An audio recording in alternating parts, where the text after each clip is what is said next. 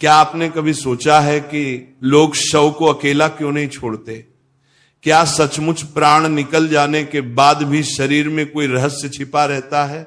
अगर शव को एक पल भी अकेला छोड़ दिया जाए तो क्या हो सकता है? आज हम एक ऐसी कथा सुनने वाले हैं जो आपके रोंगटे खड़े कर देगी और बताएगी कि ये परंपरा अंधविश्वास नहीं बल्कि गहरा सत्य है।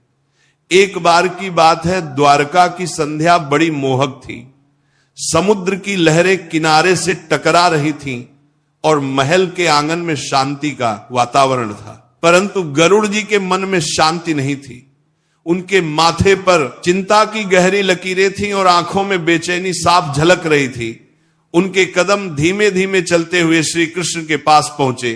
कृष्ण जी कमलासन पर विराजमान थे। उनके चेहरे पर वही दिव्य मुस्कान थी जो हर व्याकुलता को मिटा देती थी। परंतु आज गरुड़ जी को देख, उनकी आंखों में प्रश्न था। कृष्णा जी बोले, गरुड़, आज तुम्हारे पंख स्थिर हैं और मुख पर चिंता की छाया है। ऐसा क्या हुआ? तुम तो सदा निडर और प्रसन्न रहते हो, आज इतना व्याकुल क्यों दिख रहे हो? गरुड़ जी बोले, प्रभु, ये सच है कि मैं निडर हूं, परंतु एक प्रश्न मेरे भीतर तूफान की तरह उठ रहा है। मैंने कई बार इस विचार को मन से निकालना चाहा, पर यह हर बार लौट आता है। कृष्णा जी बोले, गरुड़, तुम्हारे प्रश्न मेरे लिए कोई बोझ नहीं है, वे तो सत्य के द्वार खोलने का साधन है। बताओ क्या जानना चाहते हो? गरुड़ जी बोले, प्रभु, जब कोई मनुष्य मर जाता है तो लोग कहते हैं कि उसके शव को कभी अकेला नहीं छोड़ना चाहिए। मैं समझ नहीं पाता क्यों जब प्राण निकल जाते हैं तो वह देह केवल मिट्टी का पुतला रह जाती है। फिर उस निर्जीव शरीर से भय किस बात का है? लोग उसे अकेला क्यों नहीं छोड़ते? कृष्ण जी की मुस्कान एक क्षण में गंभीरता में बदल गई। उनकी आंखें सागर की तरह गहरी और शांत हो गईं। वे कुछ पल मौन रहे, मानो भीतर किसी गूढ़ रहस्य को टटोल रहे हो। फिर धीरे धीरे कृष्ण जी बोले, गरुड़, तुम्हारा प्रश्न साधारण नहीं है। यह मृत्यु के उस रहस्य को छूता है जिसे बहुत कम लोग समझते हैं। प्राण निकलने के बाद भी देह पूरी तरह रिक्त नहीं हो जाती। वह एक ऐसा द्वार बन जाती है जिससे ना केवल आत्मा की यात्रा होती है बल्कि अदृश्य शक्तियां भी आकर्षित होती हैं। गरुड़ जी की आंखें विस्मय से फैल गईं। वे श्री कृष्ण के ओर निकट खिसक आए। गरुड़ जी बोले, प्रभु, क्या आप कह रहे हैं कि शव मात्र शरीर नहीं रह जाता, उसमें कोई अदृश्य शक्ति सक्रिय रहती है? कृष्ण जी बोले, हां, गरुड़, मृत्यु के बाद कुछ समय तक आत्मा देह के समीप बनी रहती है। उस समय उसका बंधन बहुत नाजुक होता है। यही कारण है कि शास्त्र कहते हैं शव को अकेला ना छोड़ा जाए, क्योंकि उस समय एक अदृश्य आकर्षण उत्पन्न होता है और वही आकर्षण ऐसी शक्तियों को बुला सकता है जो जीवितों के लिए विनाशकारी हैं। कृष्णा जी की यह बात सुनकर गरुड़ जी का मन और अधिक व्याकुल हो उठा। वे सोच में पड़ गए, आखिर ऐसा क्यों होता है? कौन सी शक्तियां उस देह को अपनी ओर खींचती हैं? कृष्णा जी बोले, गरुड़, यदि तुम ये जानना चाहते हो तो मैं तुम्हें एक कथा सुनाऊंगा। एक ऐसी कथा जो इस रहस्य को उजागर करेगी लेकिन साथ ही तुम्हें हिला भी देगी। कृष्णा जी की आंखों में चमक और गंभीरता का संगम था। गरुड़ जी ने श्रद्धा से सर झुका दिया। गरुड़ जी बोले, प्रभु, मैं तैयार हूं, कृपा कर मुझे वह कथा सुनाइए। कृष्णा जी हल्के से मुस्कुराए, पर उनकी मुस्कान के पीछे एक गूढ़ रहस्य छिपा था। कृष्णा जी बोले, तो सुनो गरुड़, क्यों शव को अकेला नहीं छोड़ा जाता है? और इसके साथ ही वातावरण में एक अजीब सन्नाटा फैल गया, मानो प्रकृति भी उस रहस्य को सुनने के लिए थम गई हो। आगे कृष्णा जी बोले, गरुड़, एक समय की बात है, गंगा के किनारे एक नगर बसा था। यह नगर धन धान्य से संपन्न था। लोग धार्मिक भी थे, परंतु धीरे धीरे उनमें दिखावा और लालच घर करने लगा था। धर्म का बाहरी प्रदर्शन था, लेकिन भीतर से मनुष्य अपने कर्मों से दूर होते जा रहे थे। गरुड़ जी ध्यान से सुन रहे थे। कृष्णा जी ने आगे कहना शुरू किया। कृष्णा जी बोले, उसी नगर में एक धनी व्यापारी रहता था। वह धन का अत्यंत लोभी था। उसने जीवन भर सिर्फ सोना, चांदी और जमीनें इकट्ठा की, परंतु धर्म कर्म की ओर उसने कभी ध्यान नहीं दिया। मृत्यु अटल है और एक दिन अचानक बीमारी ने उसे घेर लिया। चिकित्सक आए, मंत्रोच्चार हुआ, लेकिन उसका प्राण धीरे धीरे शरीर को छोड़ने लगा। नगर में हलचल मच गई। व्यापारी बड़ा प्रतिष्ठित था। जब उसका देहांत हुआ तो पूरा नगर शोक में डूब गया। उसके घर के बाहर लोगों की भीड़ उमड़ पड़ी। स्त्रियां रोने लगीं, पुरुष शोक में सिर झुकाए खड़े रहे। सब ये सोच रहे थे कि इतने धनी व्यक्ति का अंत ऐसा होगा, किसी ने सोचा भी न था। कृष्णा जी बोले, व्यापारी के परिवार ने अंतिम संस्कार की तैयारी शुरू की। शमशान तक ले जाने की व्यवस्था हो रही थी, परंतु गरुड़ वही गलती हुई जो नगर के लिए अभिशाप बन गई। गरुड़ जी बोले, कैसी गलती प्रभु? कृष्णा जी बोले, उस व्यापारी का शव रात को अकेला छोड़ दिया गया। लोग थक चुके थे, परिवार वाले भी रो रो कर चूर हो गए। उन्होंने सोचा सुबह होते ही अंतिम संस्कार करेंगे। इस बीच शव को एक कक्ष में रखकर सब विश्राम करने चले गए। आधी रात का समय था। आकाश में गहरे बादल छा गए। अचानक नगर में अजीब सी हवा चलने लगी। जो दीपक शव के पास जल रहे थे वे एक एक कर बुझने लगे। पूरा कक्ष अंधकार में डूब गया। उस अंधकार में व्यापारी का शव अकेला पड़ा रहा। कक्ष में सन्नाटा इतना गहरा था कि पत्तों की खड़खड़ाहट भी डरावनी लगती थी। तभी वहां से गुजरने वाले एक पहरेदार की नजर उस कमरे पर पड़ी। उसने देखा कि शव जिस पलंग पर रखा था उसके आसपास हल्की सी धुंध फैल रही है। वह धुंध किसी साधारण धुएं जैसी नहीं थी, उसमें एक अजीब सी ठंडक थी। पहरेदार घबराकर वहीं खड़ा रह गया। उसकी सांसें तेज हो गईं। उसने देखा कि शव की बंद आंखें अचानक थोड़ी सी भड़की और उसके चेहरे पर एक भयावह छाया सी दौड़ गई। कृष्णा जी ने गंभीर स्वर में कहा, सुबह जब परिवार वाले कमरे में पहुंचे तो सबके होश उड़ गए।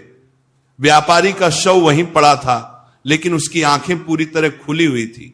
चेहरा ऐसा लग रहा था मानो मृत्यु के बाद भी किसी अदृश्य शक्ति ने उस पर कब्जा कर लिया हो। गरुड़ जी कांप उठे।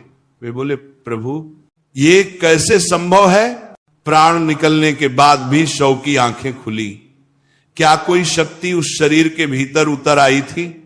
कृष्णा जी ने गहरी सांस ली और बोले, गरुड़, यही वह भय है जिसके कारण शास्त्रों में कहा गया है, शव को अकेला मत छोड़ो।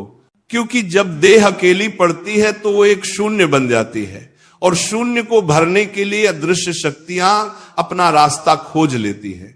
कृष्णा जी थोड़ी देर रुके। उनकी आंखों में गहरी रहस्यमयता थी।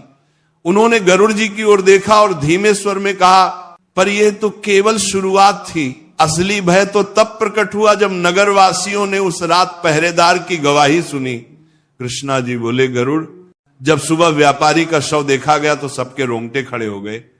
उसकी आंखें खुली हुई थी और चेहरे पर अजीब सी मुस्कान जम गई थी। परिवार वाले चीख पड़े। नगरवासी भयभीत होकर पीछे हट गए। किसी ने भी ऐसा दृश्य पहले नहीं देखा था। लोग एक दूसरे से फुसफुसाने लगे। तभी नगर का पहरेदार आगे आया। उसका चेहरा पीला था, आंखें भय से फैली हुई थी। पहरेदार बोला, मैंने रात को सब देखा है। जब सब विश्राम करने चले गए थे, मैं पहरा दे रहा था, तभी मैंने उस कमरे की ओर देखा जहां शव रखा था। लोग सन्नाटे में उसकी ओर देखने लगे।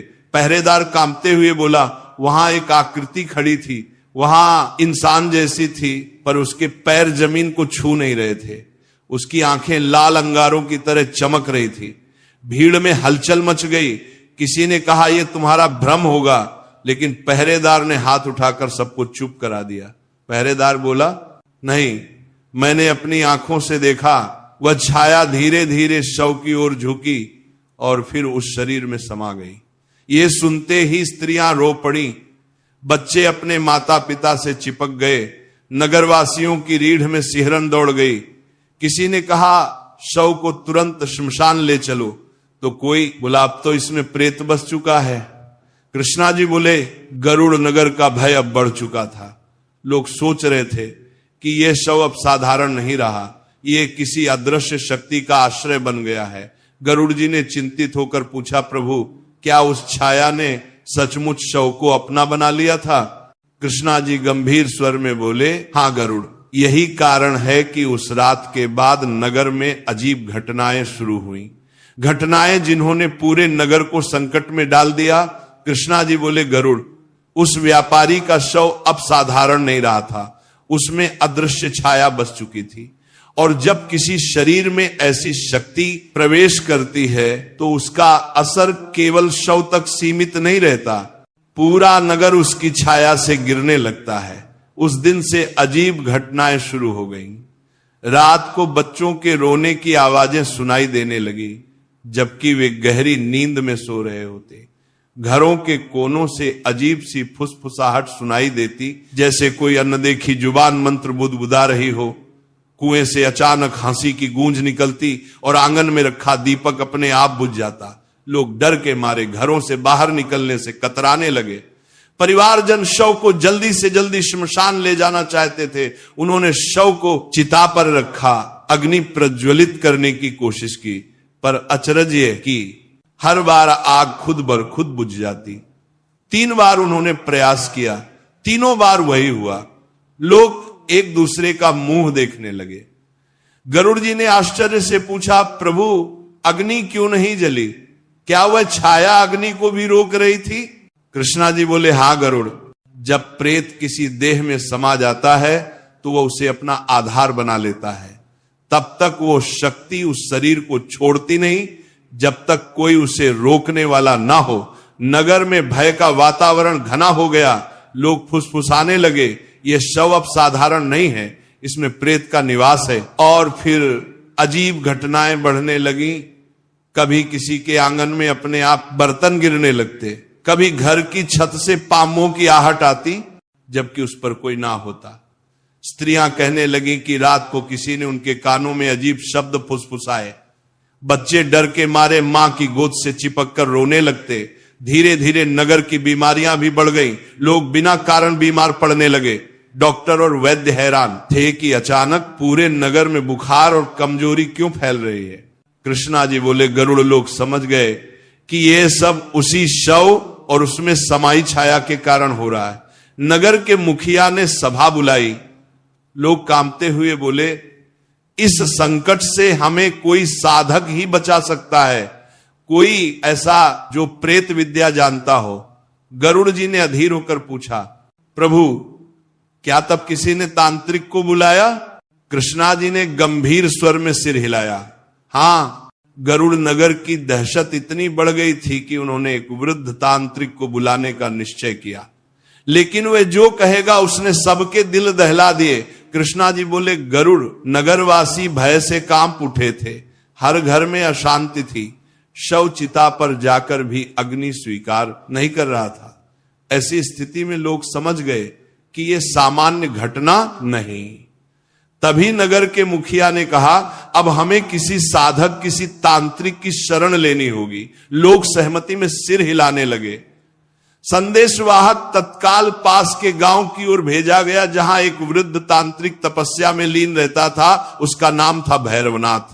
कहा जाता था कि वह जन्म से ही प्रेत विद्या का जाता है। जो कार्य देवता भी टाल दे, उसे भैरवनाथ अपने मंत्रों और साधना से साध लेता है।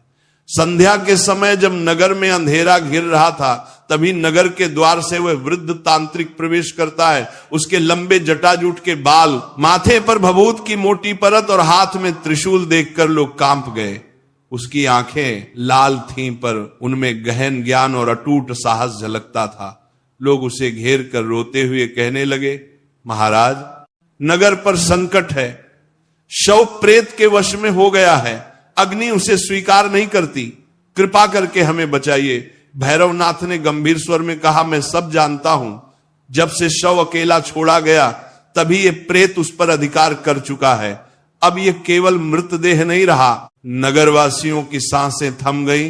गरुड़ जी ने बीच में पूछा, प्रभु, तो क्या? तांत्रिक ने तुरंत अनुष्ठान शुरू किया। कृष्णा जी बोले, नहीं गरुड़, पहले उसने सबको चेताया। भैरवनाथ ने नगरवासियों को डपटते हुए कहा, तुम्हारी लापरवाही ने यह संकट बुलाया है। जब शव अकेला छोड़ दिया जाता है तो वह खाली घर बन जाता है, और खाली घर पर प्रेत अपना अधिकार जमा लेता है। अब इसे हटाना आसान नहीं। ये प्रेत बलशाली है क्योंकि ये लोभी व्यापारी की अधूरी इच्छाओं से पोषित हैं। लोग रो पड़े। परिवारजन तांत्रिक के चरणों में गिरकर कहने लगे, स्वामी जो भी करना पड़े हमारे नगर को इस संकट से मुक्त कीजिए। भैरवनाथ ने मंत्रोच्चार शुरू किया। हवा भारी हो गई, वातावरण में अजीब सी गंध फैल गई, दीपक टिमटिमाने लगे। तांत्रिक ने शव के पास त्रिशूल गढ़ा और ऊंची आवाज में प्रेत मंत्र झपने लगा और तभी वह हुआ जिसकी किसी ने कल्पना भी नहीं की थी। व्यापारी का शव जो अब तक निश्चल पड़ा था अचानक हल्का सा हिला। उसकी गर्दन एक ओर मुड़ गई और होंठों से कराह जैसी आवाज निकली। लोग चिल्लाकर पीछे हटे, स्त्रियां चीखने लगी। भैरवनाथ ने आंखें बंद रखी और मंत्रोच्चार और तेज कर दिया, लेकिन शव की आंखें एकदम चौड़ी हो गई। उनमें चमक थी, ऐसी चमक जिसे देखकर लोग कांप उठे। कृष्णा जी ने गंभीर स्वर में कहा, गरुड़। उस क्षण नगर के लोग समझ गए कि यह केवल मृत व्यापारी का शव नहीं बल्कि एक प्रेत का घर बन चुका है और यह प्रेत इतनी आसानी से नहीं जाने वाला। कृष्णा जी बोले, गरुड़, जब शव ने हिलना शुरू किया और आंखों से चमक फूटने लगी तो नगरवासी भय से पागल हो उठे। सब तांत्रिक के पीछे भागकर छिप गए, लेकिन भैरवनाथ शांत रहा। उसकी आवाज गूंज रही थी प्रेत के नाम और उसके त्रिशूल से चिंगारियां सी उठ रही थी। शव अचानक एक झटके से बैठ गया। उसकी गर्दन टेढ़ी होकर घूमी और होंठों से कराह निकलने लगी। मां, मेरा धन। लोग चीख कर पीछे हटे। स्त्रियां अपनी आंखें बंद कर रो पड़ी। बच्चे अपनी मां से चिपक गए। भैरवनाथ ने आवाज ऊंची की और शव से प्रश्न किया, कौन है तू?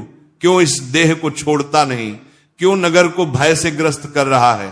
तभी शव से भरी असामान्य आवाज गूंजी, मैं व्यापारी हूं, मैं यहां से नहीं जाऊंगा। मैंने जीवन भर धन कमाया लेकिन उसे छोड़ने को तैयार नहीं। गरुड़ जी ने आश्चर्य से कहा, प्रभु, तो क्या मृत व्यापारी की आत्मा ही उत्सव में बंधी थी? कृष्णा जी बोले, हां गरुड़, आत्मा जब जीवन में अधूरी इच्छाओं से बंधी रहती है तो मृत्यु के बाद भी मुक्त नहीं हो पाती।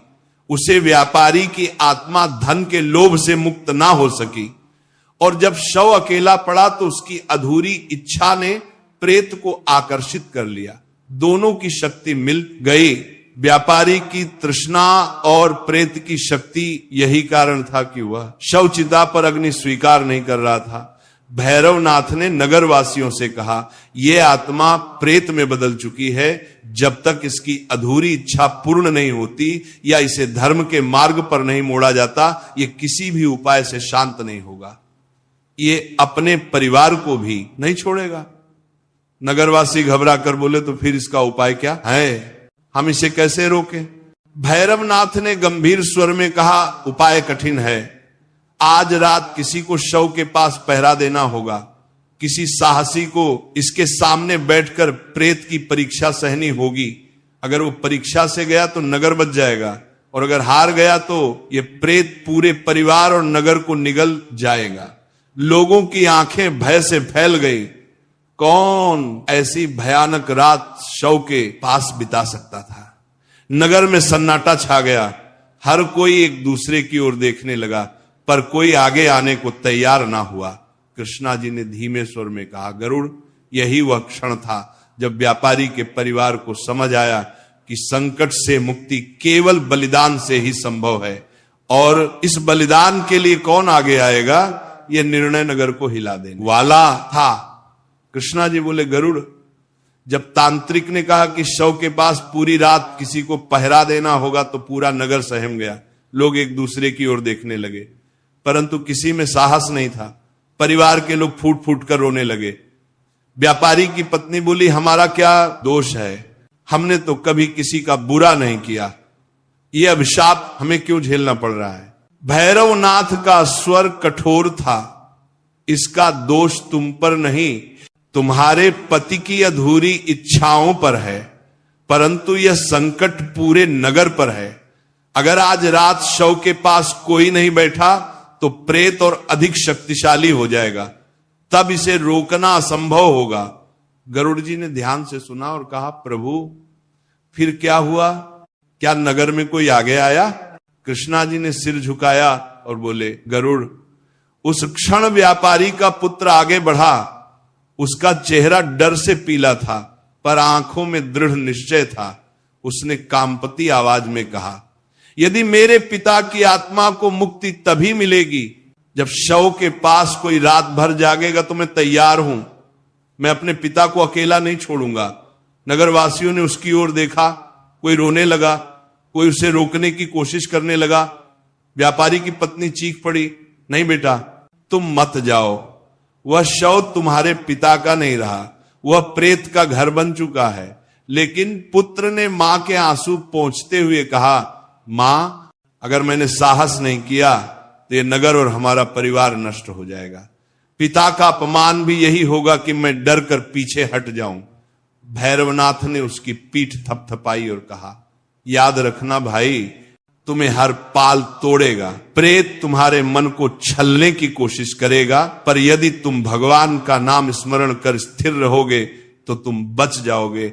और नगर भी, रात आई, शव के पास एक दीपक जलाया गया। नगरवासी दूर से देख रहे थे, पर कोई पास जाने की हिम्मत नहीं कर सका। व्यापारी का पुत्र अकेला शव के पास बैठ गया। उसकी आंखों में डर साफ झलक रहा था, पर होठों पर भगवान का नाम था। घड़ी घड़ी समय बीतता गया। आधी रात का समय आया। अचानक कमरे में ठंडी हवा का झोंका चला। दीपक बुरी तरह टिमटिमाने लगा और फिर शव ने धीरे धीरे अपनी गर्दन उठाई। उसकी आंखें चमक रही थी, होंठ हिले और गहरी डरावनी आवाज गूंजी, पुत्र। नगर की स्त्रियां बाहर खड़ी चीख पड़ी। नगरवासी भय से पीछे हट गए, पर व्यापारी का पुत्र वहीं बैठा कांपते हुए उस शव को देख रहा था। कृष्ण जी ने गंभीर स्वर में कहा, गरुड़, यही वह क्षण था जब पुत्र ने अपने पिता को पुकारते सुना, पर वह आवाज पिता की नहीं थी, वो आवाज प्रेत की थी। और यही आवाज तय करती कि नगर का भविष्य क्या होगा। कृष्ण जी बोले, गरुड़, आधी रात का वो क्षण इतना भयावह था कि पूरे नगर की सांसें थम गई। व्यापारी का शव धीरे धीरे उठकर बैठ गया। उसकी आंखों में लाल चमक थी और होठों से आवाज गूंजी, पुत्र मेरे पास आओ। व्यापारी का पुत्र कांप रहा था। उसका शरीर पसीने से भीग गया, पर उसने साहस जुटाकर उत्तर दिया, पिता, यदि आप सच में मेरे पिता हैं तो कहिए, आपकी आत्मा को मुक्ति कैसे मिलेगी। तभी शव से विकृत हंसी गूंजी। आवाज इतनी भयानक थी कि दीपक बुझ गया। पूरा कमरा अंधकार में डूब गया। केवल शव की आंखों की लाल रोशनी चमक रही थी।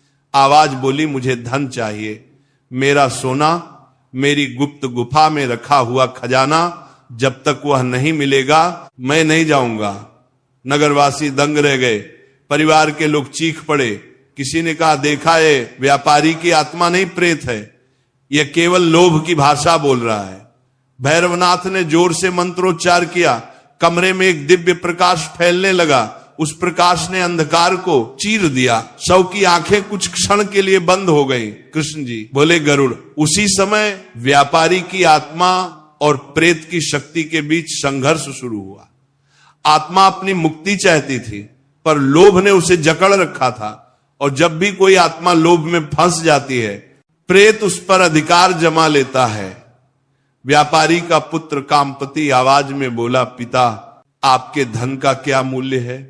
वह धन ही आपको बंधन बना रहा है। छोड़ दीजिए इसे और प्रभु का नाम लीजिए। शव कुछ क्षण तक हिला। उसका मुंह खुला और चीख निकल गई, मानो दो शक्तियां भीतर लड़ रही हों, एक लोभ की और दूसरी आत्मा की। तभी आकाश से एक दिव्य आभा उतरी। वातावरण में गंधर्व भर गया। घंटियों और शंख की ध्वनि सुनाई देने लगी। नगर के लोग चौंक कर आकाश की ओर देखने लगे। वहां एक तेजस्वी प्रकाश दिखाई दिया। कृष्ण जी बोले, गरुड़, वह क्षण केवल नगरवासियों के लिए नहीं, बल्कि पूरे नगर के इतिहास के लिए अद्वितीय था। उसे दिव्य प्रकाश ने कमरे को आलोकित कर दिया।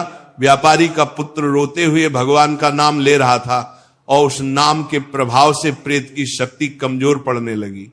शव ने जोर से चीख मारी और फिर जमीन पर गिर पड़ा। उसकी आंखों की लाल चमक बुझ गई। दीपक अपने आप फिर से जल उठा। गरुड़ जी की सांसें थम गई। गरुड़ जी बोले, प्रभु तो क्या उस दिव्य आभा ने नगर को बचा लिया?